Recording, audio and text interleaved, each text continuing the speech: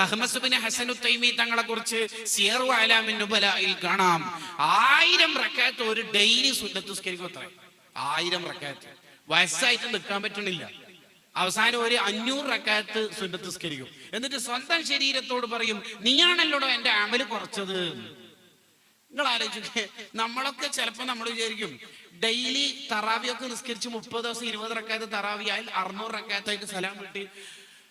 ഞാനൊക്കെ ആഖിറത്തിൽ എവിടെ ആയിരിക്കും അല്ലെ, ഡെയിലി 20 റക്അത്ത് അല്ലെ. ചങ്ങായിമാരെ, ഈ സിയറു അലാമിൻ നുബലയുടെ ചരിത്രം എന്താ നമ്മളെ പഠിപ്പിക്കുന്നത് അറിയോ? കഹ്മസ് ബിൻ ഹസൻ തൈമി തങ്ങളുടെ ഒരു ദിവസത്തെ ഇബാദത്ത് തന്നെ ആയിട്ടില്ല എന്നാണ് നമ്മുടെ 30 ദിവസത്തെ തറാവി.